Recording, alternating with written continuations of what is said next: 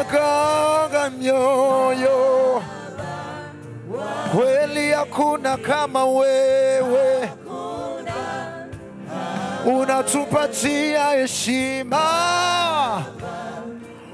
unatustahirisha Baba, unatusaidia Baba, wewe unatubariki sana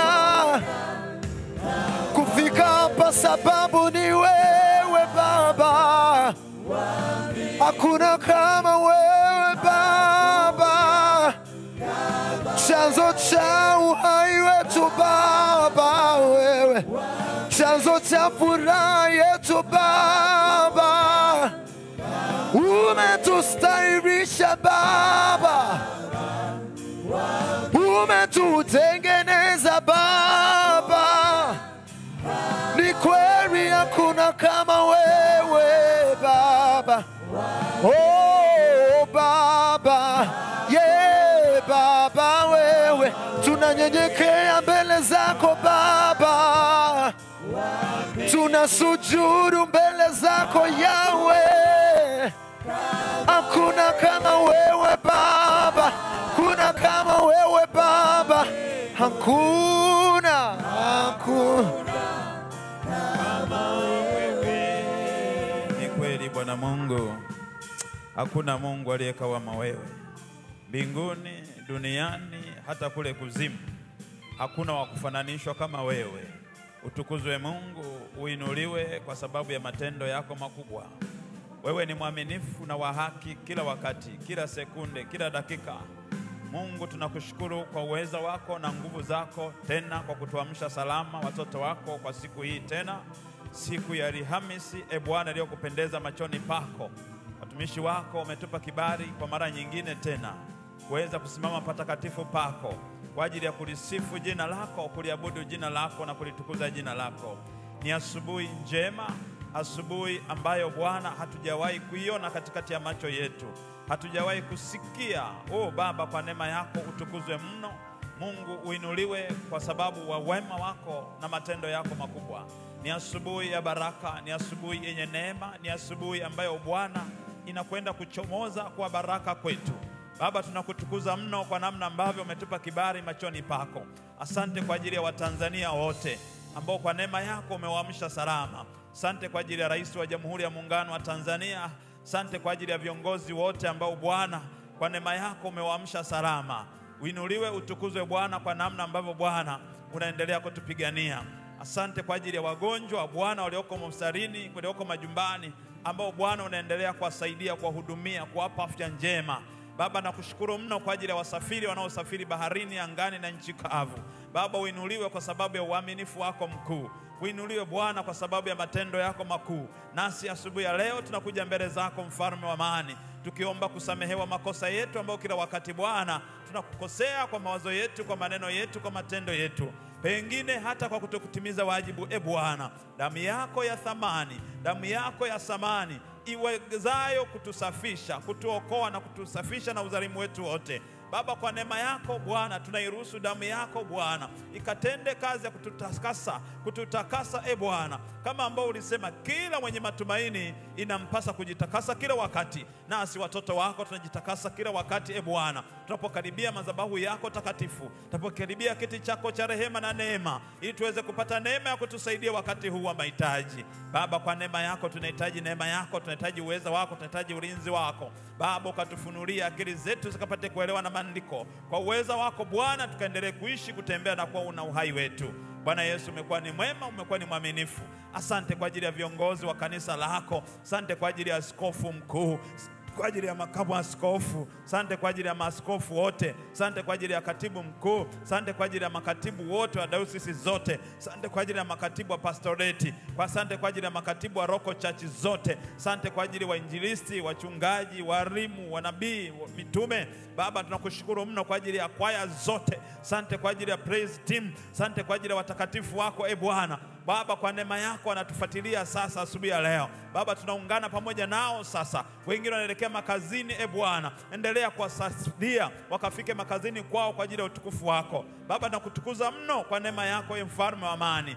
tunakutukuza kwa jinsi ambavyo Bwana utakwenda kuwa pamoja nasi. Bariki hata mtumishi wako anapokwenda kuachilia neno lako la uzima. Baba, kwa kile ambacho Bwana umekiachilia ndani yake, Baba, kwa rehema zako tunaomba neema hii ukamsaidie Bwana. Baba, kufanusha maneno yako kule kunakotutia nuru, kunakotuondolea ujinga. Baba, ukatusaidie Bwana. Macho yetu akapate kufumbuliwa, tukapate kujua tumaini la wito ambalo Bwana umetuitia. Baba, kwa neema yako tunaomba utufunulie akili zetu zikapate kuelewa na maandiko. Uweza mkononi mwako, nguvu mkononi mwako, utukufu kwa mkononi mwako. Baba, ukatusaidie sasa. Saidie kila mmoja Bwana uliyempa kibali machoni pako asubuhi ya leo kuweza kufika mahali hapa, na wengine wanatufuatilia kwenye mitandao ya kijamii. Bwana, kwa neema yako achilia ufahamu ndani yao, achilia maarifa ndani yao, achilia ujuzi ndani yao, wakapate kuelewa Mungu unasema nao kwa namna ambavyo Bwana hujawahi kusema nao. Lakini leo Bwana, jambo hili, neno hili likawe jipya katika masikio yao, likawe jipya katika macho yao, katika jina la Yesu Kristo Nazareti hai. Baba, tubariki sote, tuinue Bwana, tufanikishe Bwana kutoka hatua moja kwenda hatua nyingine kwa ajili ya utukufu wako.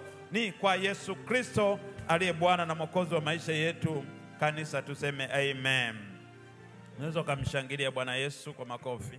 Asanteni sana praise team. Mungu awabariki sana kwa kazi yenu njema.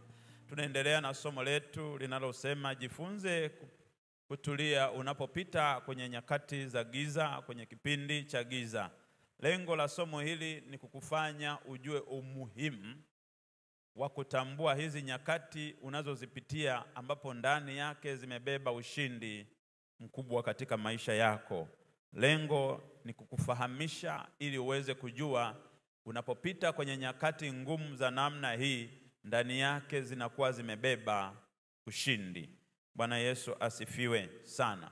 Na jana tulikuwa tunaendelea kujibu lile swali kwamba unapopita kwenye kipindi cha giza utarajie kuona nini, utarajie kukutana na nini. Tukaona unapokuwa katika kipindi cha giza, tarajia Mungu atakuonyesha njia, lakini hii njia inaweza kuwa ngumu na yenye changamoto. Tukaona kwenye kitabu cha Isaya ile sura ya 43 na ule mstari wa 19. Vile vile tukaongelea jambo lingine tena, unapopita kwenye nyakati hizi za giza utarajie Mungu kukufundisha kumtegemea yeye peke yake bila kutegemea nguvu zako au msaada wa watu wengine, kwa maana Mungu atakutokezea msaada kwa neno lake. Bwana Yesu asifiwe sana. Na tulikuja kuona tena nini mtu akitarajie kukiona anapopita kwenye kipindi cha giza. Ni kwamba unapokuwa katika kipindi cha giza, tarajia Mungu kukuonyesha umuhimu wa kuwa na subira na kumngojea Bwana kwa imani. Na hii tuliona kwenye kitabu cha Isaya ile sura ya 40 na ule mstari wa 31. Bali wote wamngojea Bwana watapata nguvu mpya, watapanda juu kwa mbawa kama tai, watapiga mbio wala hawatachoka, watakwenda kwa miguu wala hawatazimia. Bwana Yesu asifiwe. Vile vile tukaja tukaona unapokuwa katika kipindi cha giza, tarajia Mungu kuwa karibu na wewe na kutimiza ahadi zake, hata kama hukumu na majanga yanaonekana kutawala maisha yako. Hii tuliona kwenye kitabu cha Zaburi ya 34 ule mstari wa 18. Biblia inatuambia Bwana yu karibu nao waliovunjika moyo na waliopondeka roho huwaokoa.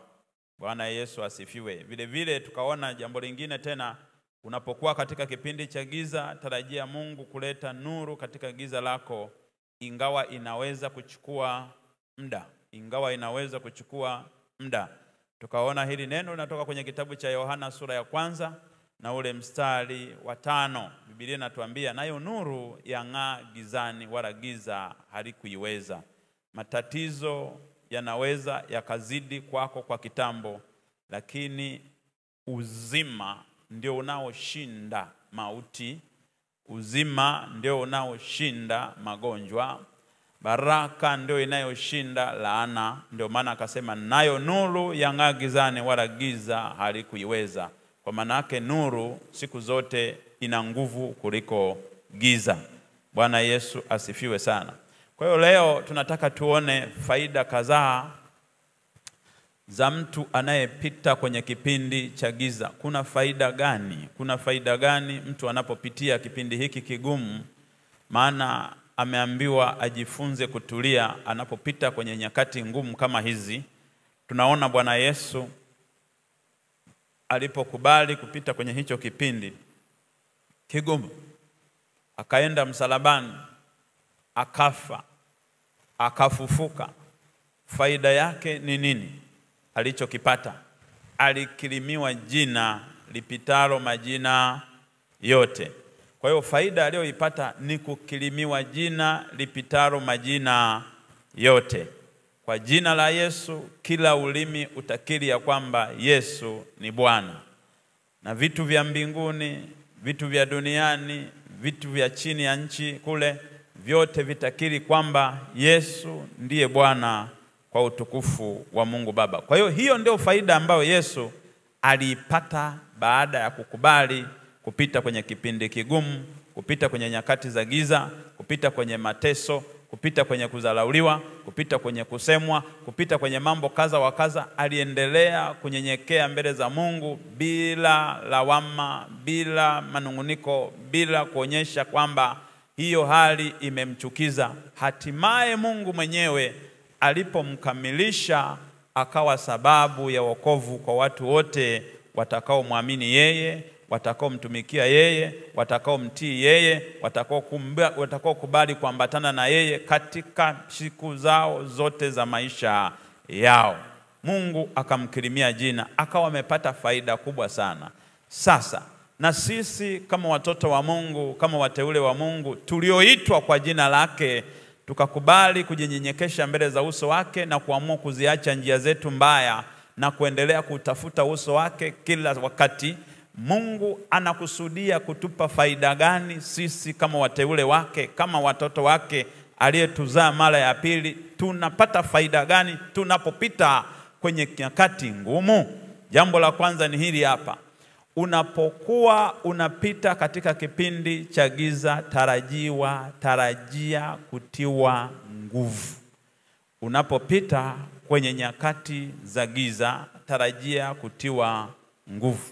Hebu sema nitarajie kutiwa nguvu. Hiki kipindi kinakupa kutiwa nguvu. Hata kama ulikuwa hauna nguvu, tarajia kupata nguvu mpya.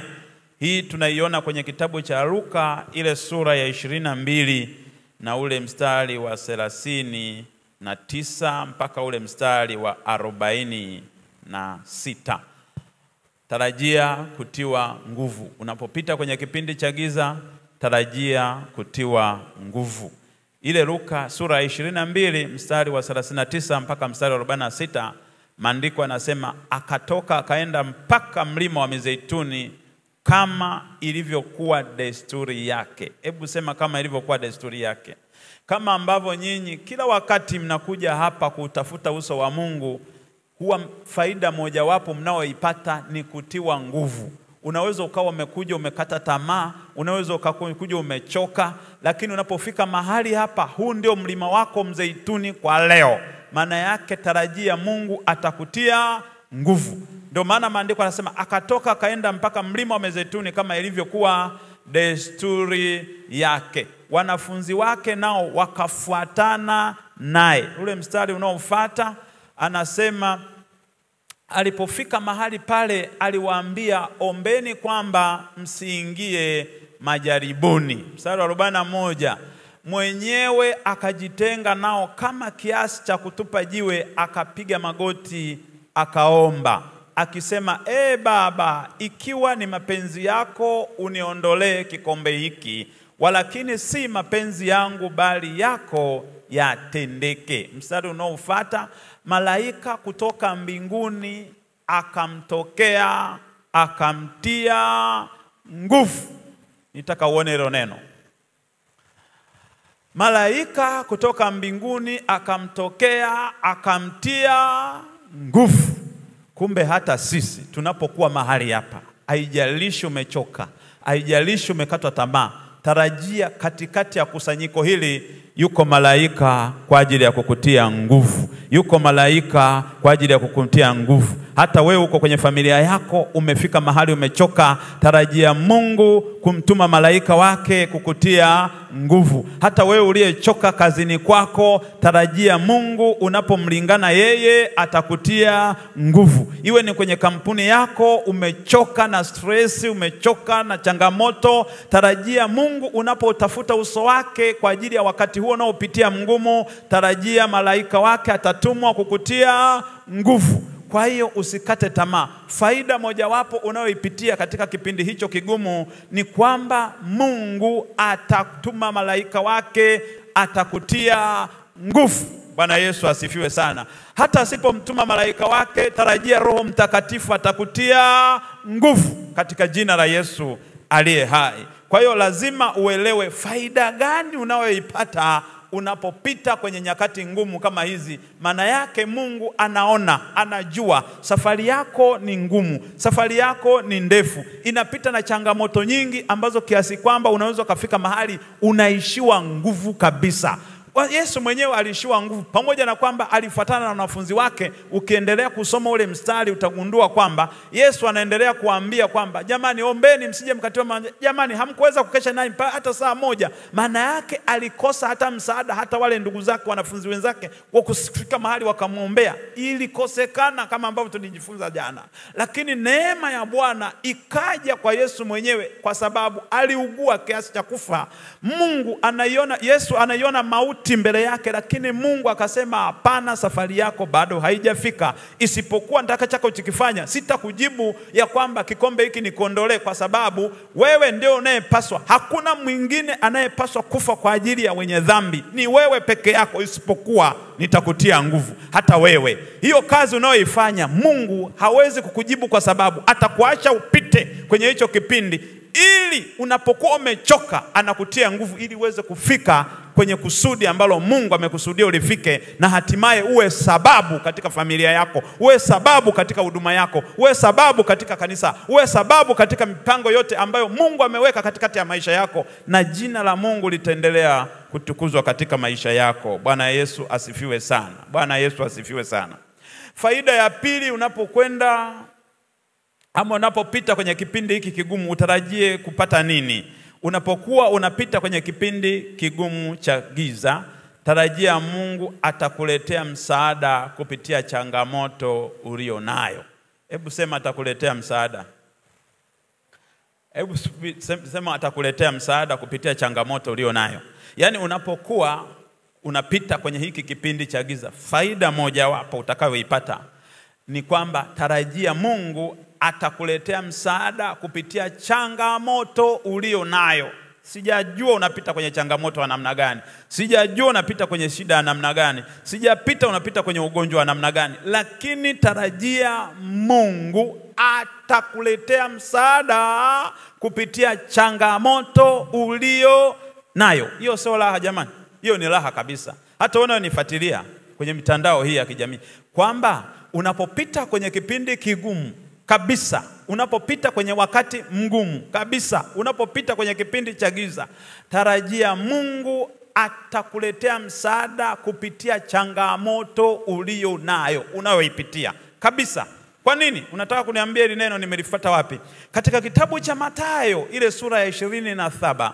Mathayo sura ya 27 mstari wa 32 hadi ule mstari wa 33, Biblia inasema, hata walipokuwa wakitoka wakamuona mtu Mkirene jina lake Simoni, huyu wakamshurutisha auchukue msalaba wake.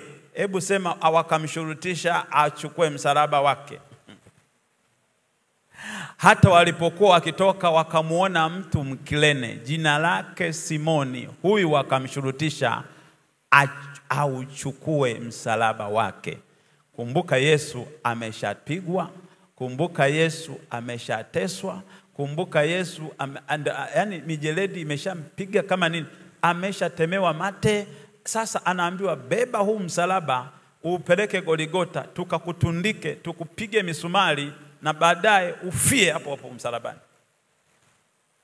Sasa wakati Yesu amepigwa, amechoka, ameelemewa na ule msalaba, ikafika Mungu akasema kwamba huyu mwanangu kwa sasa amechoka, hawezi kufikisha ule msalaba Golgotha. Maandiko yanasema wao wenyewe, kuna watu kaza wakaza wakamshurutisha mtu anaitwa Simoni Mkirene ili aje uchukue msalaba wake. Nami nataka nikwambie, haijalishi unapita kwenye changamoto na namna gani, Mungu kuna watu atawashurutisha waje wabebe utatizo lilo nalo. Mungu atawashurutisha watu waje wachukue kitu ambacho wewe umeona kwako ni mzigo, watakusaidia. Haijalishi unapita kwenye nyakati ngumu, umekosa ada, kuna mtu atashurutishwa atakuletea ada hapo ulipo. Kuna watu wanashurutishwa hawana kazi, mimi nataka nikwambie kuna mtu atakupigia simu atakwambia, "Oh, kuna ajira imepatikana, kuna nafasi imepatikana." Oh, nataka nikwambie haijalishi unapita kwenye ugonjwa, Bwana atakutokezea msaada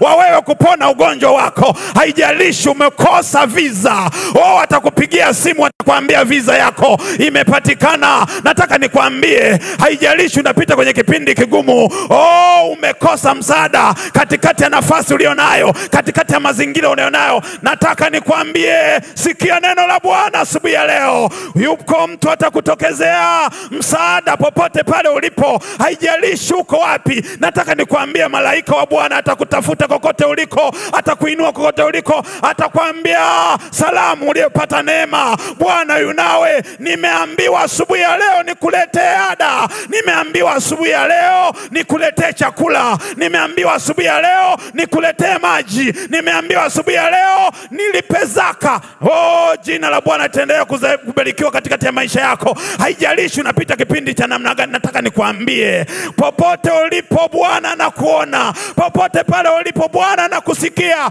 Atakutokezea msaada na watu watashangaa, na watu watashangaa. Oh, tunajifunza katika kipindi kile cha kina Meshaki, Shadraka na Abednego walipokuwa katika tanuru ya moto. Haijalishi moto, na maandiko yanasema hawakuungua wala mavazi yao hayakunuka harufu. Ghafla binivu Mungu akawatokezea malaika ndani yao, wakaokolewa katika jina la Yesu aliye hai. Hata mimi nataka nikwambie, popote pale ulipo na changamoto yako ulionayo, elewa ya kwamba Mungu huwa anashurutisha watu kwa namna ambavyo wewe huwezi kufikiria, huwezi kuwaza. Unashangaa msaada unatokea, unashangaa msaada unatokea katika jina la Yesu aliye hai.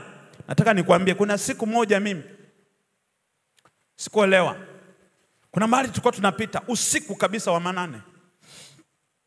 Hiyo sehemu tulikuwa tunapita, ghafla ile gari yetu ikazama kwenye tope. Ikazama kwenye tope. Saa 8 za usiku. Sasa najiuliza, hapa hakuna watu, hakuna kitu chochote, tunafanyaje? Yaani wakati tunahangaika hivi tukashangaa tu kuna mtu katokea tu nyuma, hatuelewi. Yaani katika mazingira ambayo hatukuelewa ametokea wapi huyo mtu. Usiku wa saa 8 ni polini. Yaani hata siku mwenyewe tukabidi tuogope. Akasema, "Jamani, habari zenu?" Kwanza tukaanza kushangaa, habari huyu ametokea wapi? Saa 8 polini. Tumezama kwenye tope. Sasa ile gari 4-wheel imegoma kabisa. Lakini baadaye akasema, "Hebu tujaribu kuwasaidia kidogo. Hebu ingia kidogo, ingia." Akaingia. Nikaingia kwenye gari. Hebu jaribu kuweka gia, nikaweka gia. Alafu na yule mwenzangu akawa, "Hebu tusaidiane kidogo kusukuma." Yaani akasukuma ile gari. Yaani utafikiri ilikuwa wakati ule tumekwama imeshikiliwa. Yaani alivyoisukuma ikatoka vizuri sana mpaka tukatoka.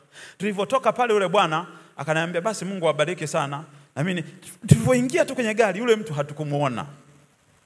Tulibaki na maswali tunajiuliza kipindi kile. Na kipindi kile sasa nilikuwa hata sijaokoka. Lakini Bwana alinitokezea nini? Msaada. Tukaje tukagundua huyu alikuwa sio mtu wa kawaida kabisa. Mbona hatumuoni, amepotelea wapi? Hivyo. Yaani mpaka tukabaki mpaka leo hivi kitu ya namna gani? Ndio baada ya kuwa nakuja kusoma maandiko hapa, ndio nikaona kumbe Mungu anaweza akatuma malaika, na malaika wao wanakuja kabisa kwa maumbo ya wanadamu. Kweli tulitoka. Ndio maana nataka nikwambie, haijalishi unapita kwenye mazingira namna gani, tegemea Mungu atakutokezea msaada. Usipofikiria, usipowaza, usipotegemea, Mungu atakutokezea msaada. Kama ambavyo Yesu Kristo amechoka, ameona kama sasa hapa huu msalaba Mungu anasema hawezi kufikisha, lakini Mungu akaweka shurutisho ndani ya watu wale ambao walikuwa wanamtesa, akamwambia, "We, chukua msalaba wa Yesu." Na Mkirene anatoka shambani, mtu wa watu alikuwa anatoka shambani. Hebu jifikirie, amebeba jembe, akaambia, "Shukisha jembe lako, chukua msalaba, peleka Goligota." Nami nataka nikwambie, tegemea kupata msaada. Haijalishi unapita kwenye mazingira namna gani, tegemea Mungu atakutokezea msaada katika jina la Yesu aliye hai. Faida nyingine utakayoiona hapa, unapopita kwenye nyakati ngumu kama hizi, utapata faida gani? Unapokuwa unapita kwenye nyakati ngumu ama kipindi cha giza, tarajia Mungu atakuhudumia kwa chakula na malazi. Tarajia Mungu atakuhudumia kwa chakula na malazi. Unapita kwenye jambo gumu, unapita kwenye nyakati ngumu, tarajia Mungu atakuhudumia kwa chakula na malazi. Ile Wafalme wa kwanza ile sura ya 17 mstari wa 3 mpaka wa 6. Wafalme wa kwanza ile sura ya 17 mstari wa 3 hadi wa 6. Biblia inasema, "Ondoka hapa."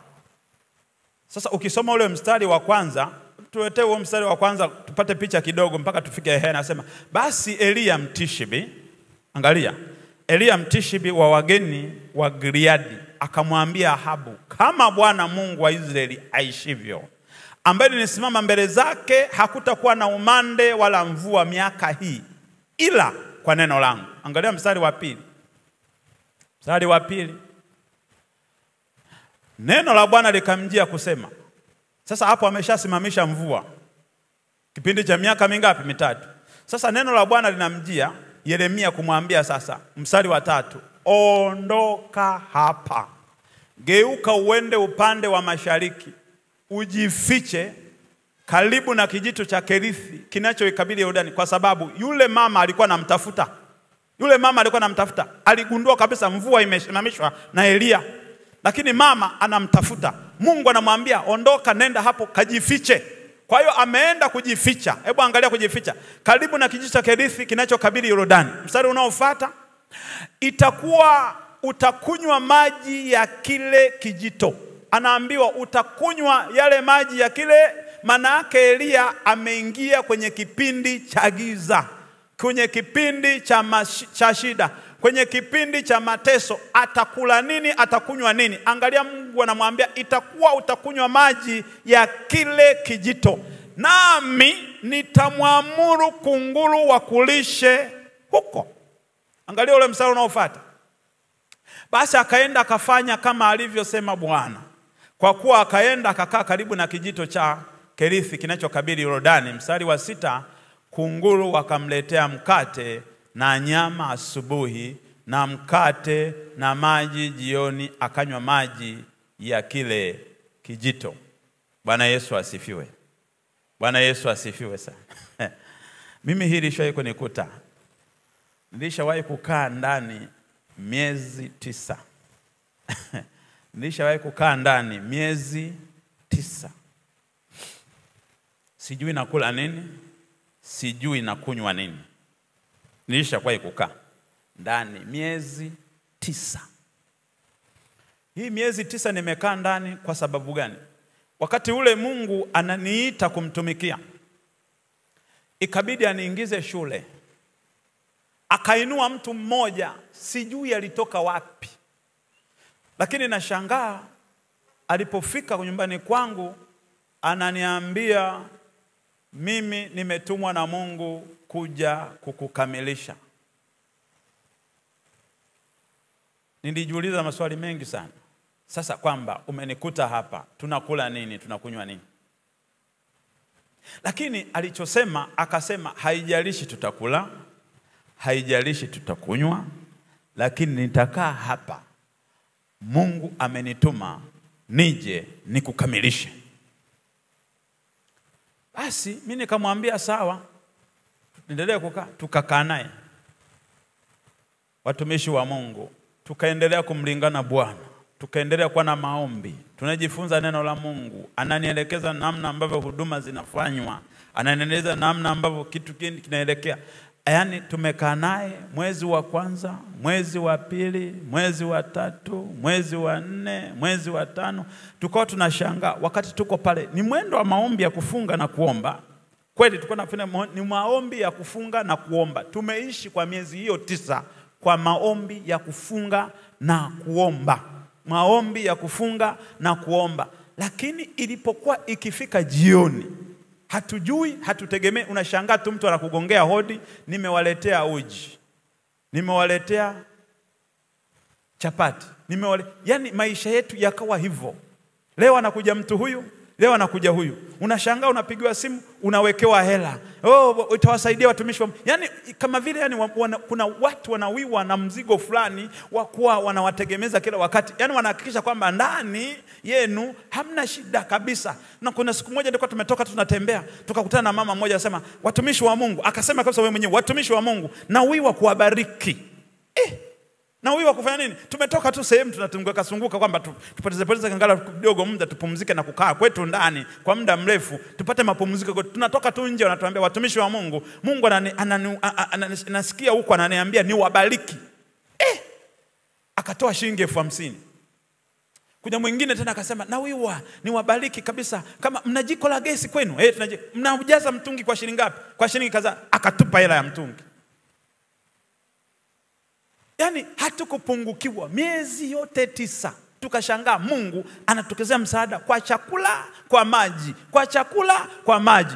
Na mimi nataka nikutie moyo wewe mpendwa unayepita kwenye mazingira ambayo haujui utakula nini, haujui utakunywa nini. Tarajia Mungu popote pale ulipo atakutokezea msaada, atahakikisha unakula, atahakikisha unakunywa, atahakikisha unakula, atahakikisha unakunywa. Niliwatolea mfano jana, kuna mtu alipata ajali miezi 5 akakaa ndani. Alivyokaa ndani miezi 5 hana pa kwenda, ni mfanyakazi sawa, lakini pa kwenda hana. Lakini ghafla binivu Mungu alitokezea msaada, yeye hakupungukiwa kwa muda wa miezi yote ile 5. Wenye kuleta chakula, wenye kuleta fedha, wenye kutegemeza watoto wake walijitokeza pale, lakini yeye hakujua ule msaada umetokea wapi. Ndio maana ikafika mahali anajivuliza, akakaa tu mwenyewe anauliza, hivi mimi nimekaa miezi 5 hii, mbona sikupungukiwa? Mbona yani ni kama vile ambavyo nilikuwa naendelea kufanya kazi. Lakini alipokuja akapata afya yake akaimarika, ule msaada ukakoma tena, akaendelea kufanya kazi. Akaja akagundua, kumbe huyu alikuwa ni Mungu, ninalo jambo la kwenda kumshukuru Mungu. Akadaa sadaka yake ya shukrani, akaenda akamtukuza Mungu, akamwambia Mungu nakushukuru kwa sababu ajali hii ilikuwa mbaya katikati ya maisha yangu, lakini si hivyo tu, uliendelea kunisaidia kipindi kile ninapita kwenye hii ajali, nauguza majeraha, nauguza madonda yangu, lakini Mungu bado uliendelea kunipa msaada. Uliniletea watu wakaniletea fedha, uniletea watu wakaniletea chakula, na mpaka sasa ninaishi, ninaendelea na maisha yangu na familia yangu inaenda. Kwa hiyo akafika mahali akazingatia ndani ya moyo wake, akajua kwamba huyu ni Mungu, huyu ni Mungu. Akaandaa sadaka yake ya shukrani, akaenda akamtukuza Mungu wake kwa namna ambavyo amempigania, kwa namna ambavyo matendo makuu yameonekana katikati ya maisha yake. Akasema hata sasa Mungu umenisaidia, wewe ni Ebeneza, hata sasa umenisaidia. Akamtukuza Mungu wake, akamtolea sadaka ya shukrani, na maisha yakaendelea. Na mimi nataka nikwambie, Bwana yuko pamoja na wewe. Usihuzunike, usisikitike kwamba utakula nini, utakula nini. Bwana atawaamuru kunguru, watakuletea chakula. Bwana wataamuru kunguru, watakuletea maji, pasipo kuzingatia na kujua kwamba ni msaada upi Bwana atakutokezea. Tegemea kuona msaada popote pale ulipo. Mungu atakulisha, Mungu atakunywesha, Mungu atakuimarisha, Mungu atakusimamisha, na utafika mahali utasema hakika Bwana amenipigania, hakika Bwana amenisaidia, katika jina la Yesu aliye hai. Kipindi kingine angalia tena faida nyingine unaweza ukaipata unapopita kwenye kipindi hiki cha giza. Unapokuwa unapita kwenye kipindi cha giza, tarajia kupata fursa mpya. Hebu tarajia kupata fursa mpya. Sema natarajia kupata fursa mpya. Unapokuwa katika kipindi cha giza, tarajia kupata fursa mpya. Hii sura ya Danieli sura ya 3. Danieli sura ya 3 mstari ule wa 30. Danieli sura ya 3 ule mstari wa ngapi? Wa 30. Ngoja tuniwape ushuhuda kidogo wa hii habari. Mnawakumbuka kina Meshaki, Shadraka na Abednego? Kabla hawajatupwa kwenye tanuru la moto, mfalme aliwataka vijana wasiokuwa na mawaa ili awasomeshe kwenye chuo chake kwa muda wa miaka hii 3. Walipopatikana wakakutana na jaribu moja la kula chakula cha mfalme, wakakataa, wakasema hatuwezi kujitia unajisi kwa chakula cha nani? Cha mfalme. Akaomba Danieli ajaribiwe kwa siku 10, wale maji na mkate, wale maji na mtama. Wakajaribiwa kwa siku 10, wakaonekana wana afya kuliko wale waganga na wachawi na wenye hekima wanaokula chakula cha ikulu. Baada ya kuonekana vile, Mungu akawaruhusu wakaachwa kama walivyo. Wakashinda miaka 3 wakinywa maji na mtama. Bwana Yesu asifiwe. Miaka mingapi? 3. Maana yake walikuwa wanapita kwenye kipindi cha giza. Hivi wewe unaweza kaishi kwa maji tu na mtama miaka 3 na afya yako inaendelea kuboreka, inaendelea kuwa hai, inaendelea kuwa nzuri kuliko hata wale wanaokula mafuta, wanakula juisi, si wanakula nini? Wakaonekana afya zao haziko vizuri, isipokuwa hao wanaokunywa maji na mtama, afya zao zikaonekana ni njema. Wakafaulu na mtihani, hatimaye wakasimama mbele za mfalme Nebukadneza kwa ajili ya kumsaidia. Walijifunza lugha ya Kikaldayo kwa miaka 3. Walivyojifunza ile lugha miaka 3, wakasimama mbele za mfalme wao wale 3 na walifanywa interview, wakafaulu wenyewe. Wale waganga wakafeli, pamoja na kwamba walilishwa na chakula cha mfalme. Yaani umepewa bonus, mfano kama tungesema sasa hivi chuo kikuu, unapewa na nini? Mnaitaga nini? Eti mnaitaga nini? Boom. Unapewa boom. Boom kutoka serikalini, unaishi. Lakini wale hawakuwa na cha boom wala nini. Walikuwa nakula tu maji, wanakula na mkate na nini na mtama. Lakini kwenye interview ilivyoletwa wakafaulu, na walivyofaulu wakasimama mbele za mfalme kwa lugha ya Kikaldayo kumsaidia mfalme. Sasa baada ya hapo wakaendelea kumtukuza Mungu wao, wakaendelea kumwabudu Mungu wao. Siku wa siku ikaja ikapigwa mbiu kwamba kila mtu awaye yote atakayepiga magoti kwenye sanamu aliyeichonga mfalme lazima apige magoti. Wale wakasema hapana, sisi tuendelee kumwabudu Mungu wetu. Hatuwezi kusikia sauti ya zomari sio ya gomozi tutaindama na kupiga magoti kwenye ile sanamu. Hatutaweza. Ikaandikwa sheria.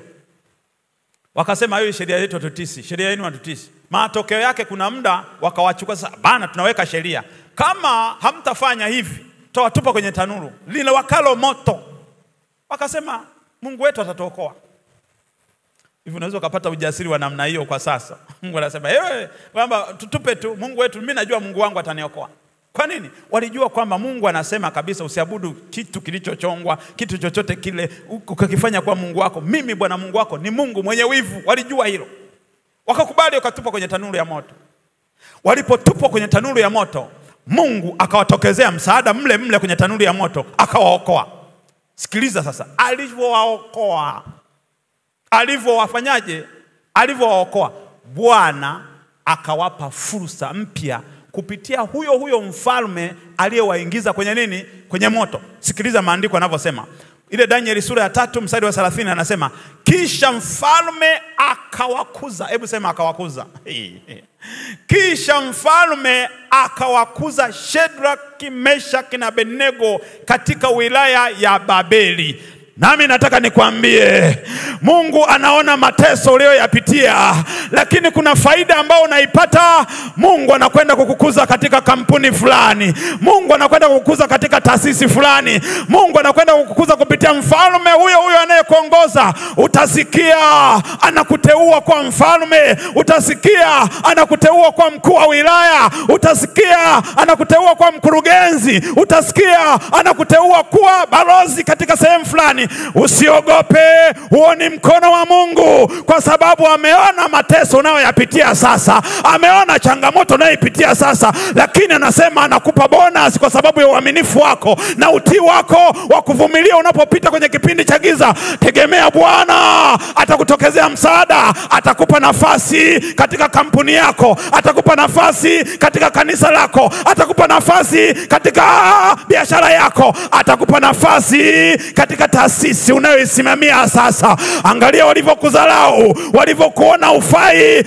Tegemea kwenye ofisi yako, Mungu atakupandisha cheo kupitia bosi wako huyo huyo. Anakuambia sasa kuna safari ya kwenda sehemu fulani, anakukuza, anakuinua kupitia hao walioko na kuzalau. Lakini Bwana anageuza uteka juu yao, anakuona wewe wa samani kwa sababu ulikubali kupikwa, ulikubali kutengenezwa, ulikubali kushepiwa. Mungu akakushepu, iwe kwa magonjwa, iwe kwa ajali, iwe kwa namna ambavyo Mungu ameamua kukupitisha. Lakini nataka nikwambia wewe uchombo cha Bwana, na kwa sababu wewe chombo cha Bwana, Mungu anakutokezea msaada kukupa fursa ambao hukuitegemea katikati ya maisha yako.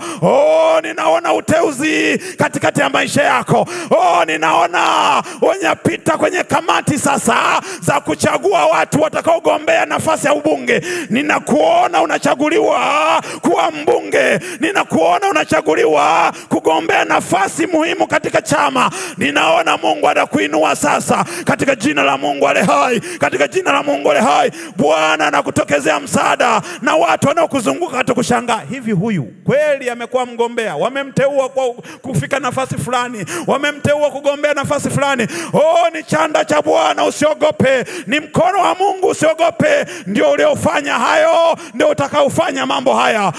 Baba ameona mateso yako, Mungu ameona ziki yako, Mungu ameona ugonjwa wako, lakini ameahidi ya kwamba Bwana atakukuza kama alivyowakuza kina Meshaki, Shadraka na Abednego walivyokubali kuvumilia kukaa kwenye tanuru la moto. Maandiko yanasema yule mfalme akawakuza katika wilaya ya Babeli. Pokea uweza wa nguvu katika jina la Yesu aliye hai, ukatumike sawa sawa na mapenzi ya Bwana katika nafasi ambayo atakuweka Bwana, na Bwana litainuliwa na jina la Bwana litainuliwa katika nafasi ambayo utakuwa. Haijalishi atakuweka kwenye watu wa tabaka fulani, watu wa imani tofauti, lakini Bwana anakwenda kusimamisha pale, na akikusimamisha pale usisahau, endelea kuijaza nchi.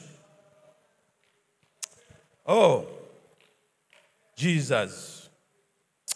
Unapokuwa unapita kwenye kipindi cha giza, tarajia Mungu atakuweka mahali atakapokusudia yeye, ili atimize kusudi lake kwako. Tuione hii faida nyingine. Unapopita kwenye kipindi cha giza, tarajia Mungu atakuweka mahali atakapopakusudia yeye, ili utimize kusudi lake. Hebu tuangalie kitabu cha Mwanzo, ile sura ya 41, ule mstari wa 43. Mwanzo ile sura ya 41 mstari wa 43. Hii faida unayoipata unapopita katika kipindi cha giza, tarajia Mungu atakuweka mahali atakapopakusudia yeye, ili atimize kusudi lake kwako. Kitabu cha Mwanzo sura ya 41 ule mstari wa 43, Biblia inasema akampandisha katika gari lake la pili alilokuwa nalo, na watu wakapiga kelele mbele yake, pigeni magoti. Hivyo akamweka juu ya nchi yote ya Misri. Ule mstari unaofuata, Farao akamwambia Yusufu, mimi ni Farao, na bila amri yako mtu asinue mkono wala mguu katika nchi yote ya Misri. Mstari unaofuata, Farao akamwita Yusufu Sefenas Panea, akamuoza Asnati binti Potifera kuhani wa Oni kuwa mkewe Yusufu, akaenda huko na huko katika nchi yote ya Misri. Bwana Yesu asifiwe. Hizi ni habari za Yusufu aliyetoka kwenye taifa la Israeli, mwenye uzao wa mtumishi wa Mungu Yakobo, ambaye kwa baadaye aliitwa Israeli. Huyu mtoto alikuwa ni mmoja wa watoto katika yule mke mwingine, yule mke mdogo.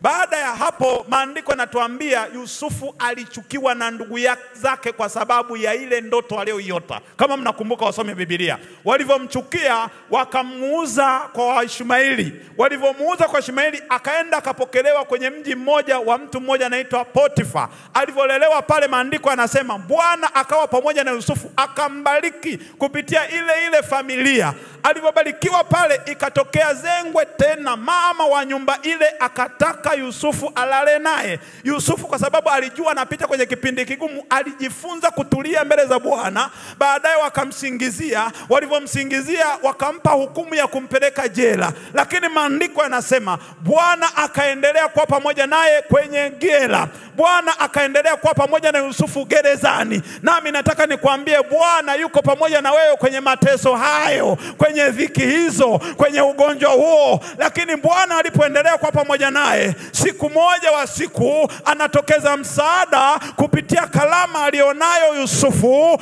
Anainuka yule mkuu wa wenyeshaji wa waokaji, anamwambia kuna mtu mmoja bwana yangu Farao, kwa sababu umeota ndoto huelewi tafasiri yake, mimi naamini kwamba kuna mtu huyu Mwebrania anaweza kukutafsiria ndoto yako. Basi Farao akatoa amri na aitwe Yusufu. Maandiko yanasema Yusufu alikwenda kuitwa kule, akabadilishwa ile mavazi akayavua. Nami nataka nikwambie, ili Bwana akupandishe mahali unapotakiwa kupanda, ni lazima akuvue vazi la ugonjwa, ni lazima akuvue vazi la utumwa, ni lazima akuvue vazi la umasikini, ili atakapokupandisha uwe na heshima. Yusufu akavuliwa ile mavazi akifungwa, akavalishwa nguo zile zinazostahili kupanda ikulu, kwenda ikulu. Hivi unajua unapopata uteuzi, unaelewaga uteuzi unapopatikanaga? Ukiteuliwa leo kuwa mkuu wa mkoa, hauwezi kuingia kinyonge pale ikulu. Utaingia ukiwa umevaa suti, utaingia ukiwa umevaa kaunda suti, mavazi yale ya heshima. Yusufu akavishwa yale mavazi ya heshima, hajui anakwenda kufanya nini. Alivyofika pale akamwambia mfalme nimeota ndoto. Akamsimulia akiwa amevaa nguo zile zinazofanana na watu wa ikulu. Mwambie Mungu, hebu mwambie jirani yako, muogope Mungu bwana. Mungu sio kumchezea. Mungu ni wa mipango ambayo mwanadamu hawezi kuifikiria. Basi alipofika pale ikulu, Farao akamkaribisha, akamwambia wewe nasikia ndio bwana wa ndoto, unaweza kunitafsiria ndoto yangu hii? Na kweli Yusufu akasikiliza ile ndoto akamwambia, Bwana wangu, hii ndoto inavyozungumza kuna miaka 7 ya shibe na kuna miaka 7 ya njaa. Kwa hiyo wewe Farao, jitafutie watu watakaweza kukusanya chakula kwa kipindi cha miaka 7 ya shibe, ili takapokuja kwenye kipindi cha miaka ile 7 ya njaa kitatusaidia chakula. Na akamwambia chakula hiki chukua kwa kiasi fulani, kwa 5% kwa kila mtu yoyote aliyeko katika Misri hii, tukusanye kile chakula kwa miaka 7. Hiki chakula atakapoingia kwenye kipindi cha giza, kipindi cha njaa, kipindi cha giza ambacho nchi ya Misri inapita kwenye kipindi cha giza, hiki chakula kitatusaidia. Farao akasema, tupate wapi mtu mwenye akili, mwenye hekima na mwenye roho wa Mungu kama huyo? Sasa mimi nimeangalia kwenye makablasha yangu, sijaona mtu kama wewe, sijaona mtu mwenye CV kwako ya kufanana na wewe Yusufu, isipokuwa ni wewe Yusufu. Sasa mimi natamka kuanzia leo, Yusufu, ninakupandisha kwenye gari la kifalme, ninakupandisha kwenye gari la ikulu, na kutembeza mji wote wa Misri na kukutamkia maneno haya, kila mtu atakaye kuona atapiga goti mbele zako. Maana yake Yusufu sasa, kwa lugha ya sasa tunayozungumza, akateuliwa kuwa waziri mkuu katika taifa la Israeli, katika taifa la Misri. Akawa mkuu sana, akawa na mamlaka sana. Lakini ilipofika kipindi kile cha njaa, hata ndugu zake waliokuwa namchukia wakaja Misri kutafuta chakula, wakakutana naye Yusufu akiwa waziri, wakamshangaa, wewe ndio wewe bwana ndoto? Akashangaa, ikabidi wapige magoti wamsujudie. Likatimia lile neno la kwamba miganda 11 imeinamia, na kweli wakamuinamia kwa sababu Farao amempandisha. Nami nataka nikwambie, kuna mtu mmoja anakwenda kupanda cheo, kuna mtu mmoja anakwenda kusimamishwa, kuna mtu mmoja anakwenda kusimama katika taifa hili na atakuwa mtu mkubwa. Bwana ameona mateso yako, ameona kuugua kwako, ameona kuhangaika kwako, ameona bidii yako unayoifanya kupitia chuo unachokisoma. Ameona bidii yako unayoifanya. Mara leo uko kazini, uko chuoni, unafanya huduma, lakini Mungu anakutazama. Ipo siku Mungu anakupandisha katika madaraka ambayo hukuyafikiria, na watu waliokuwa wanakucheka, wanakuona ufai, wanakudharau. Nataka nikwambie Bwana anakwenda kukusimamisha, na atakapokusimamisha hao waliokuwa wanakudharau watakuja mbele zako, wanapiga magoti, wanakuambia Bwana, tunaomba utusaidie, tunaomba utusaidie. Nami nataka nikwambie uwe na moyo kama wa Yusufu, usihesabu mabaya waliokufanyia. Mtukuze Mungu kwa ajili yao, kwa sababu wao ndio wamefanyika daraja kukufikisha hapo. Wao ndio wamekuwa sababu ya kukufikisha hapo. Walifikiri wanakupoteza, kumbe walikuwa wanamsaidia. Ni kama vile unampiga chula, unamuongezea saa, unamuongezea hatua. Wewe unampiga chula, unafikiri kwamba unampiga mateke, kumbe unamsaidia safari yake. Wale ambao wanakuwa naonekana ni wabaya kwako, walikuwa wanakuletea hayo kukusogeza mahali ambapo Bwana anataka ufike.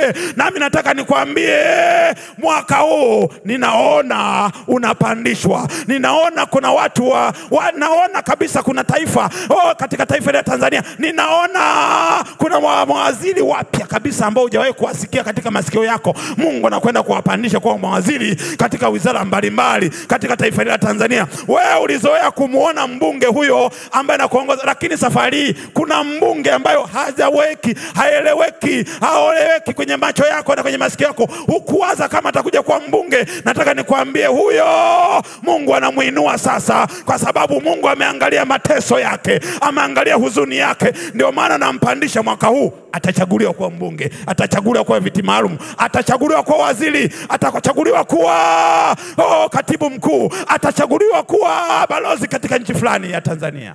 Na Mungu ataendelea kujitukuza katika jina la Yesu aliye hai. Praise team, tusimame tumshukuru Mungu. Jesus, ni wewe wa kuabudiwa, ni wewe, ni wewe wa kuabudiwa, ni wewe, ni wewe wa kuabudiwa, ni wewe, ni wewe wa kuabudiwa, ni wewe wa kupewa sifa na utukufu na heshima, ni wewe mwenye nguvu na uweza, ni wewe wa kupewa sifa na utukufu na heshima, ni wewe mwenye nguvu na uweza, ni wewe wa kupewa sifa na utukufu na heshima, ni wewe mwenye nguvu na uweza, ni wewe. Bwana Mungu wa kupewa sifa na utukufu ni wewe. Ni wewe unayeweza kutushindia tunapopita katika nyakati ngumu, tunapopita katika mazingira magumu. Ni wewe unayetusaidia. Ni wewe unayetutokezea msaada katika patakatifu pako. Ni wewe unayetutokezea msaada katikati ya nyakati ngumu. Ni wewe unayetuletea nuru katikati ya giza. Ni wewe unayetuletea nuru katikati ya mauti. Ni wewe unayetuletea nuru katikati ya magonjwa. Ni wewe unayetuletea nuru katikati ya dhiki tunazozipitia, Bwana. Ni wewe unayetuletea nuru katikati ya changamoto tunazozipitia. Bwana, msaidie mtumishi wako huyu sasa, aliyekubali kutulia katika kipindi cha giza, aliyekubali kupitulia katika kipindi cha mateso. Mpe moyo wa uvumilivu, mpe moyo wa kunyenyekea kwako, Bwana. Mpe moyo wa kutulia madhabahuni pako, Bwana. Mpe moyo wa kuisikiliza sauti yako, Bwana. Mpe moyo wa kutulia kwa kile ambacho unamwelekeza anapopita kwenye changamoto hizi ngumu, Bwana. Kwa neema yako msaidie, kama ambavyo ulimsaidia Yesu ukamtia nguvu, kama ulivyomsaidia Elia ukampa chakula na maji, kama ambavyo Bwana ulimsaidia Bwana Yesu ukaminua huo Yusufu Mkirene akamsaidia msalaba. Baba, ninaomba kwa neema yako litazame neno lako kapate kulithibitisha kwa ajili ya baba huyu, mama huyu, kijana huyu anayenitazama sasa, anayenisikia sasa. Oh Baba, kwa neema yako ulituambia tutatiwa nguvu katikati ya nyakati ngumu, katikati ya mazingira magumu, katikati ya changamoto ngumu. Bwana, wewe utabaki kwa msaada wetu, ndio kimbilio letu, ndiye msaada wetu wa nguvu, unayepatikana wakati wa tele, unaopatikana tele katikati ya mashida, katikati ya mateso, katikati ya njaa. Kwa hiyo hatutaogopa ijapokuwa nchi itatetemeka, milima itatetemeka, lakini Bwana, wewe ndio kimbilio letu, wewe ndio msaada wetu, unaopatikana tele wakati wa msiba, unaopatikana tele wakati wa mateso, unaopatikana tele wakati wa dhiki, unaopatikana tele wakati wa wa changamoto mbalimbali unazopitia, unaopatikana tele katikati ya watu wanaotusengenya, wanatusema vibaya. Lakini neema yako Bwana inayookoa wanadamu wote iendelee kutuhifadhi, iendelee kutulinda kwa ajili ya utukufu wako, katika jina la Yesu aliye hai. Piganie baba huyu anayepita kwenye ugonjwa huo, saidie Bwana mama huyu anayepita kwenye uziki hiyo, saidie kijana yule anayepitia Bwana kwenye changamoto ya kukosa kazi. Baba, kwa neema yako majira yaliyokusudiwa Baba ukamuinue akapate faida ya kila anachokipitia Bwana, hatimaye alitukuze jina lako, alitukuze wema wako, atangaze wema wako, atangaze matendo yako makuu katika ulimwengu tunaoishi, ili jina lako Bwana katikati ya mataifa liendelee kutukuzwa, kuinuliwa sawa sawa na mapenzi yako, katika jina la Yesu Kristo aliye Bwana mwokozi wa maisha yetu. Kanisa tuseme amen. Kamata sadaka yako sasa, tumtolee Bwana kwa mioyo yetu ya kupenda. Baba, kwa neno lako, kwa neema yako Bwana, watumishi wako, watoto wako, tumekuja katika hema yako kama ambavyo Bwana unituambia tusiingie mikono mitupu katika hekalu lako. Bwana, kwa hiki kichache, kwa hivi vidogo ambavyo Bwana tumekutolea,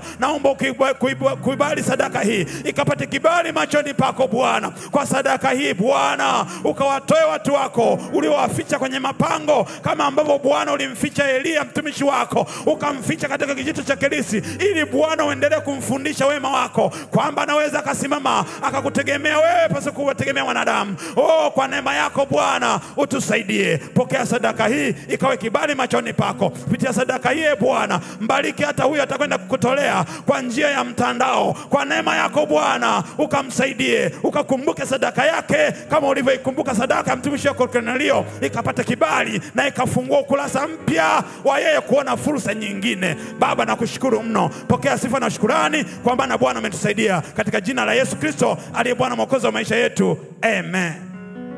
Karibuni tena tuimbe wimbo. Wakupewa sifa na utukufu na heshima ni wewe, mwenye nguvu na uweza ni wewe. Wakupokea sadaka zetu na heshima, mwenye nguvu na uweza ni wewe. Wakupewa sifa na utukufu na heshima ni wewe, mwenye nguvu na uweza ni wewe. Baba, wakupewa sifa na utukufu ni wewe. Asante kwa ajili ya matoleo haya ambao watoto wako wamekutolea kwa mioyo yao ya kupenda. Kubali sadaka hii kapate kibali machoni pako, iwe ni kwa ajili ya utukufu wako. Sadaka hii ikafungue ukurasa mpya, ikafungue fursa mpya, ikafungue vibali vya tofauti tofauti kwa watu wako. Baba, nakushukuru na kutukuza mno. Asante kwa ajili ya neno lako ambalo Bwana limekuwa mbegu chachu katika maisha yetu, kutufundisha kwamba kuna faida kubwa sana tunapopita kwenye changamoto, kwenye nyakati ngumu, ili neno lako liendelee kuhimidiwa na kutukuzwa kwa ajili ya utukufu wako. Kwa Yesu Kristo aliye Bwana mwokozi wa maisha yetu. Na sasa kanisa, pokeeni baraka za Bwana. Bwana akubarikie na kukulinda, akuangazie nuru za uso wake na kukupa amani, akuinulie uso wake na kukupa amani, katika jina la Mungu Baba, Mwana na Roho Mtakatifu. Amen. Tuenende na amani ya Bwana.